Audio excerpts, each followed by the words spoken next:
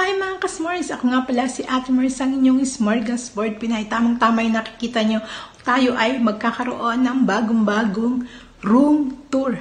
Bilang isang alalay mga ka-S'mores dito sa mga VIP, mga yayamanin na ay kami po ay mapalad na magkaroon ng ganitong klaseng mga kwarto. Kung ano yung makikita nyo, anong meron, anong wala, sana po ay maibigyan ninyo at sana ay magkapulutan ninyo ng aral at bilang inspirasyon ang pagiging buhay alalay naming mga OFW. Dahil hindi lang naman ako ang isang alalay dito sa Carian, Saudi Arabia. Napakarami po. Dahil napakarami pong mga VIP. Lalong-lalo na po yung mga dugong bughaw kung yun po ang inyong mga amo, nabubol po tayo. So, bago yun, syempre, mag-intro po muna tayo mga ka-S'mores. Hi mga ka-S'mores! Ako po si Ate Mars, ang inyong Smorgasbord Pinay.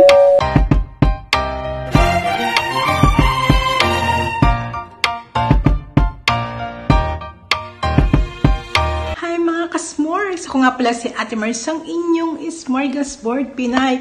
Ano ba yung mga nakikita niyo sa likod? Oops! Siguro alam na nyo na tayo ay magkakaroon ng bagong-bagong room tour dito sa bagong bahay ng ating yayamanin na amo. So, kung ano yung mga pwede nyo makita, abay tutok na at subscribe. Ayan mga ka-S'mores, syempre pagpasok nyo dito, ay meron kayong makikita Hello Kitty keychain, diba? At dito naman sa gilid ay yung aming remote control ng aming aircon at syempre heater na rin. O diba, yayamanin, makikita nyo may heat, may cool, may auto.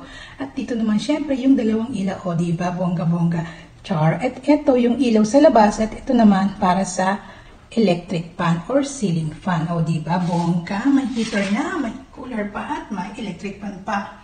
At dito naman sa kabilang side, pakita naman natin yung sa aking kasama. O diba mga ka-S'mores, o bongga, may stopper pa. O pasabog pa lang yan, una pa lang yan. O diba, dito ka sa kaunahan, and makikita nyo yung kanyang bag. At dun sa ilalim pa yung paglagyan ng mga abubot. And syempre, may tigisa kami. O diba, dulab or cabinet. O wala kayo yan. At dun sa taas naman ay bahay, hindi naman ordinaryong aircon ang aming ginagamit. Katulad ng nasa labas. Aba yung nasa loob, yung split type na aircon. O diba, ito naman sa gitna, pwede yung paglagyan ng inyong mga towel o kaya kung ano-anong abubot. Katulad ng panglinis. O diba, sa kabilang side naman mga ka-S'mores, ay nandito ang aking dulab o cabinet. At dyan naman sa baba mga ka-S'mores, ay makikita nyo yung aking saksakan ng aking mga gadget. Ayan, pati, at syempre meron tayong libreng pa stool or yung tungtungan, upuan. Ayan, galing sa pinaglumaan na aking amo, o diba? At dito naman sa kabilang side, pwede ka maglagay ng mga abubot mo, mga sabitan. At dito nilalagay ko yung aking ring light. Pwede rin namang ilaw sa gabi. Mabago-baguhin mo lang yung kanyang timpla, o diba, parang kapila. Char, o diba? At dito naman yung aking stop toy. At dito rin yung aking batanya, may tinatawag na blanket. Yan. Hilig kasi ako sa mga unang mga ka-S'mores. So, at hilig ko rin at kahit matandaan tayo, majonda, ay mahilig pa rin tayo sa stop toys. And nandito yung isa ko pang ginagamit na cellphone sa aking pag-editing. Actually, meron po tayong maliit na laptop, kaya lang mas komportable po tayo kung ang gamit naman natin ay cellphone lamang. Yan, mahilig po ako sa, yan, nagpalit na tayo ng bedsheet, kaya pwede natin i-room tour, o diba? Yan ay bigay courtesy ng aking pinsan, galing po sa Pilipinas. Thank you, pinsan ko, o diba? Ayan, mahilig rin tayo sa mga abubot, mga ka-S'mores, obvious naman, diba? Nakikita nyo, letter M kasi, Mercy, o diba? Ang aking pangalan, mga ka-S'mores, yung kalimutan, o diba? May tayo sa pa-flower. Actually, ako lang naman nagbigay sa sarili ko. Dekorasyon ko lang yan.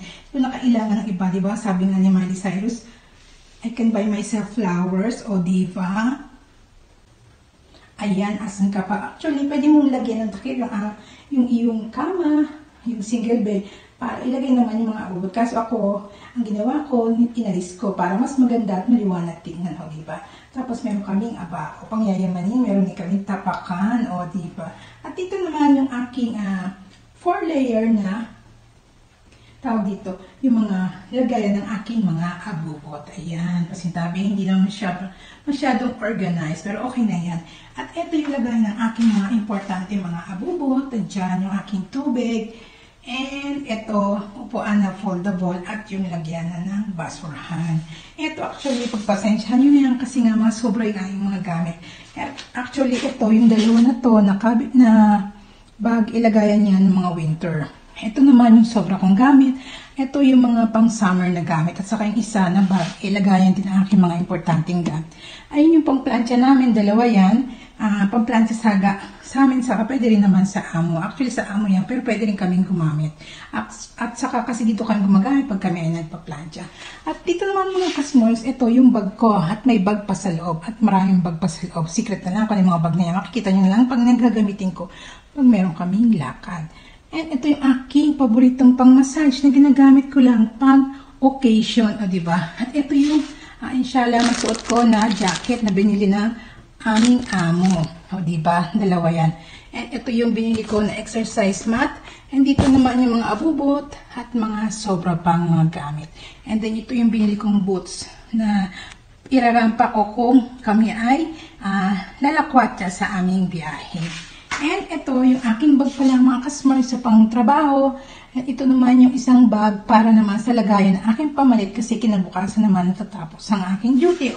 Isang araw 24 hours, isang araw saglit lang ang trabaho. At ito yung aking mga toiletries sa trabaho. At ito naman mga kasmar yung gamit ng kasama ko na sobra niya. At ito yung kanyang excess na blanket. Ito yung pang antag dito, pang cover ng hangiran ng amo ko, pero dito lang nilagay pa namin po temporary kasi nga hindi pa namin gagamitin para kaya. Ito yung lagay ng marumya kasi lang walang laman kasi maliit lang. Ito pala kung matatandaan nyo yung nag-birthday yung aming amo. So pinalobo ko yan, di ba? Yung happy birthday na gold. At syempre, tinabi namin kasi pwede pa natin i-recycle, o di ba? Next naman sa listahan ay syempre itong plantsahan at itong sampayan. Pwede ko itong ibalik kasi meron na kaming dryer, o diba, yayamanin. Mamaya papakita ko sa kayo kung anong klaseng dryer na nabili ng aming amo, o diba. And ito yung labahan mga kasmorgs. Yung sa akin yung labahan, ito naman yung sa amo ko. Kumbaga mamaya pagkatapos ito maglalawa pa ako. And dito yung lagay namin ng abubot, o diba. Ayan yung sewing kit. Ito yung yung colkin na panglagay ng pandikit doon sa mga na tumutulo. Kasi in case na magkaroon ng leak yung aming mga gamit dito. Ito tissue, toilet paper, ayan, o diba, meron kaming relo, meron kaming ilaw, namumurahin lang naman, salamin, o diba, hindi mo kaya, dalawang salamin namin. At may dekorasyon na carpet, ay na camel, and then ito yung mga pang sa pagkain. Kung halimbawa magutom ka sa gabi, or mauhaw ka, or kung gusto mong kumain sa umaga, meron kami extra dyan. At ito, syempre, may pa-flowers pa rin, o di pa, wala ka dyan. At meron kami, dito, pa-scented candles pot. Meron din pa-ilaw yung kasama ko. Ito yung sa kasama ko rin. And then, ito yung scented na air freshener, o diba? At meron din kami initan ng tubig, o diba? At meron din kami pitchel, o diba? May bakor pa. At yung, dito nakalagay yung aming mga abubot, plastic, at saka yung mga sabon, down niya yon. And ano pa, papasok na tayo sa paper, merong basurahan, at meron din tapakan ng paa. At saka, syempre, ipapakita ko sa inyo mga customer. O, charan! Meron kaming carpet. O, di ba? Hindi nyo kaya yan. Yayamanin. Charan! Papasok na tayo sa aming built-in. O, di ba? May cabinet sa loob ng kwarto. Asan ka pa dyan? Charan! Nice naman mga customer. And ito, makikita nyo dyan sa loob. Meron kayong mga toiletries, yung mga sipilyo, mouthwash, at saka meron kaming chinelas. O, di ba? O, di ba? Yung tungtungan, yung tawag dito, patungan ng aming mga, di ba, pang toiletries. O, di ba, asan kayo, may patungan pa, kahit di mo ginagamit. Siyempre, ayan, yung pamalakas na namin. Bawat kwarto kasi dito, ay merong washing machine ang bawat alalay. O, di ba, saka kung tag-init naman, ay bumili ako ng, ang tawag dyan, balde, yun. Para kung halimbawa, hindi tayo naman mapasok kung sobrang init. At syempre, asang papa ko, may pa-shower, o di ba mga s'mores, di ba? Ayan, meron kaming sampayan, at meron din kaming walis at wiper, o di ba? Bongga ng aming CR, mga ka-s'mores. May mga pasabit-sabit, pasensya na, nahagip ng camera.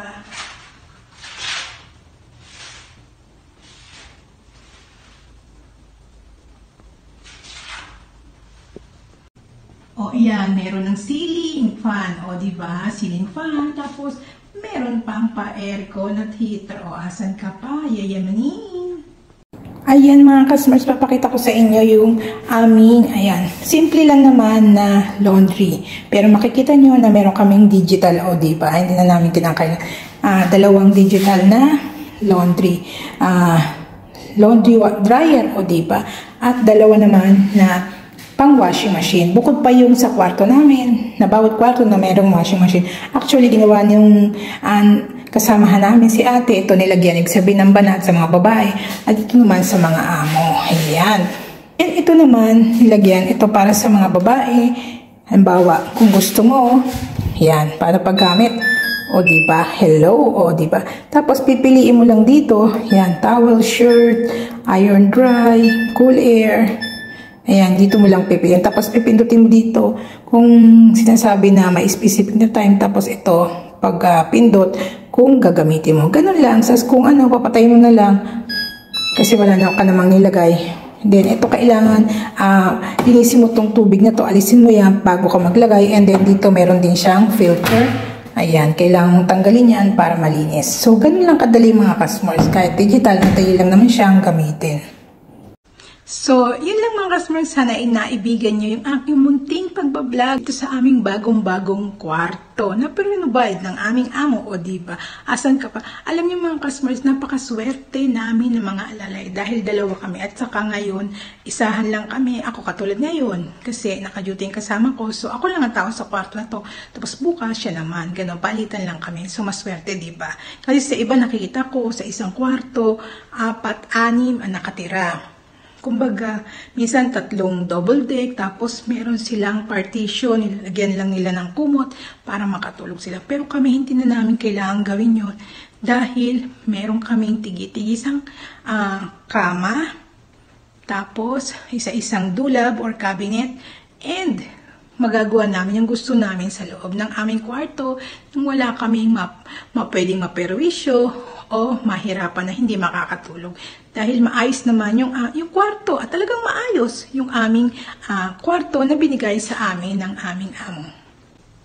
At syempre nakita nyo na lahat ng kaliit-liitan, kasulok-sulukan ng aming kwarto. Aba, syempre, di ba, pangyayamanin makikita nyo na abay, pinagpala kami na magkaroon ng ganitong kwarto para lamang sa 2 tao yan. At syempre, hindi pa kami nakikita dahil palitan kami ng aking kasama. O diba, bongga? At syempre, nagpaganda sa aming kwarto. Ang ito, syempre, makikita nyo ang aming charan. O diba? Pinakita ko kaya sa inyo kanina yan na meron kaming CR sa loob ng aming kwarto at meron ding washing machine. O diba? At sa katabi naman ay meron ding dryer at meron ding pang washing machine para sa mga amo namin. O diba? Bongga. So, yun lang mga customers. Sana ay naibigan nyo at nagustuhan aking pag-vlog na ito. At syempre, kita-kits pa na tayo sa susunod kong mga vlog. Kung nagustuhan nyo itong aking vlog, ay huwag nyo kalimutan mag-subscribe, mag-like, mag-share, mag-hit ng notification for more of my future video mga customers.